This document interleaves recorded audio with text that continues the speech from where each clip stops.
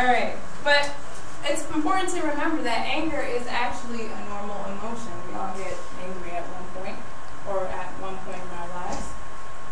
And it's experienced by everyone. But also, remember that anger is a secondary emotion. So what do I mean by secondary emotion? Well, something else going on? Yeah, I'll say that. Something else is going on, or something else triggers the anger, right? So it stems out of maybe someone treated you unfairly. And then once again, when we learned about how thoughts lead to feelings, then we start those thoughts in our minds, and that's what causes us to become angry. So whatever was done to you that was unfair could be, I don't know, someone shortchanged you. And then you start thinking in your mind, okay, I can't believe this person just did that to me. Right? And that just starts getting, I mean, whatever thoughts you may be having, that starts getting you angry in those feelings, right? But anger is felt, like I just said, as a result of other emotions. So keep that in your mind. It's secondary. And it's a result of those emotions not being appropriately dealt with. Okay? It's a result of those other emotions not being appropriately dealt with. That's very important to remember. And just in a couple of examples of those first emotions that can cause anger could be frustration, embarrassment, annoyance, jealousy, because those are all primary emotions. Okay? So that's anger. Now the next one I'm going to look at is rage. And although they seem the same, yes, anger and rage are different.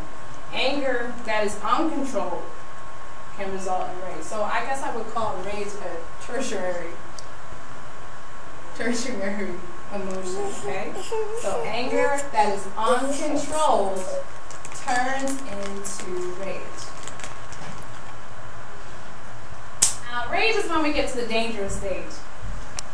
That's when we could potentially harm others. When we're at a point where we let our anger get uncontrolled, and you're at that point where you're ready to slap somebody, or that is where you're at with rage, right? You're getting ready to hurt someone, right? Okay. And it's that, okay. So, may I erase these? Is that okay?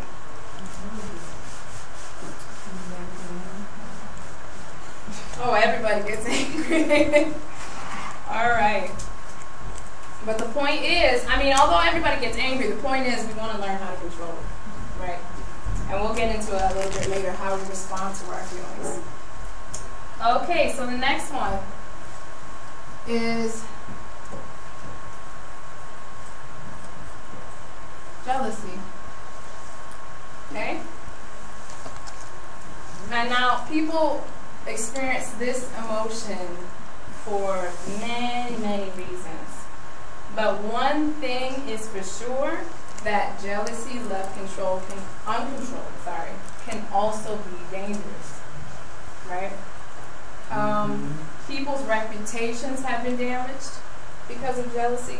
In the cases, I guess, in high school situations or school situations, people's reputations have actually been damaged because of jealousy. And some people have been hurt, and other people, taking it to an extreme level, have been murdered because of jealousy. Okay? Does anybody need to repeat that? I can hear some. Alright. Now the last one is very complicated to explain. So we might need to take some time on this. And that one may be a positive emotion. What is that? Love.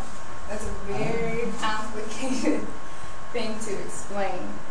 But many people may misunderstand love because of the way it's portrayed in movies and romance or television media, all the things. Love is pretty much misunderstood to But a way to describe it would be maybe an intense affection for another. And as you've seen on the list, love can also be a feeling of strong concern for someone or something arising out of care. Okay, but to explain love as a intense sexual desire for someone is another thing, right? Although there are various definitions of love, this emotion is not handled properly, so we even have to handle positive emotions properly, or they can become potentially harmful if left uncontrolled. But let me see, I lost my place here. But this false concept of love that maybe sometimes we portrayed in the movies can result in what we have in the 1 million teen pregnancy every year and the 3 million STDs or adolescents getting STDs every year.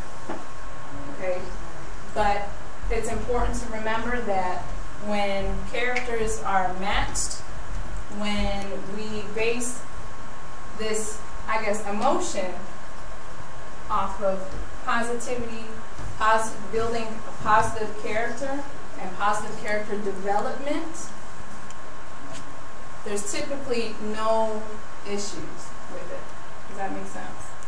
Okay, so like I said, love is kind of a complicated thing. See if I understand. So true love is a bond of mutual trust, interest, and deep caring for another. True lasting love is based on the principles of moral character you are learning in this course. It takes time for a bond like this to form between people and get to know someone through conversation, whether you're under adult supervision or you are adult yourself, which most of us are in it. Moving in with a person or having premarital sexual relations with them is not a way to find out if you're compatible for life together. A person without moral values can cause anguish to a person who's trying to develop that positive character. Same thing with a mind who's not mentally on peace can cause anguish to someone whose mind is on peace. Okay? And we learned a lot about that in the character unit when we talked about character and personality, that we should be trying to, any type of interaction that we have, whether friendship, a little bit more than friendship, we should be trying to base that off of positive character development. Does that make sense? Not compatible personalities. Base it off of anything? Positive character. Explain what character and personality is. Oh, I'm sorry. For those who weren't here for the character unit. Character basically is a combination of our morals and beliefs, and it dictates how we behave and treat others and ourselves, right? And what we're shooting for here is to have that positive development, where we actually respect all life, we make positive moral choices, and we talked about last week what morals were. That's not necessarily tied with something in a religious sense, but tied with basically just rules that govern how we behave. So like we talked about last week, do not steal is in the Bible, of course, but who in this room would want to be stolen from or experience that? Okay. It's very important that we get a control on all these emotions so that we avoid acting impulsively and doing something that we'll regret later on. Okay? All right. Now, emotions are not just skin deep. Okay? I'm going to erase this. Not just skin deep. Now, another reason why we should get a handle on, especially negative emotions like you were saying, is because they can affect us physically and mentally. Okay? So whether they're negative or positive, they are very, very, very powerful. just like how last week we talked about our thoughts were very, very powerful because they lead to those feelings and lead to our behaviors. Okay? Now, physically, emotions can cause us to experience intense reactions within our body. So, no wonder if sometimes when we get angry, our face may flush red depending on how light you are. And, you know, we may feel, I know me personally, before I've gotten a headache, I've gotten a severe headache, or you may feel like shaking. Like there's so many ways that physically you react to certain emotions, and that's just maybe anger or something like that. But like say, for example, also when you get embarrassed or maybe nervous or something like that, you feel butterflies in your stomach, maybe you get, you may start sweating, right? I mean, this can all affect us physically. So no wonder that emotions left unchecked can wear us down, okay? Once again, emotions left unchecked can really, really wear us down. So emotions such as anger, anxiety, fear, guilt, and jealousy, stress, or tension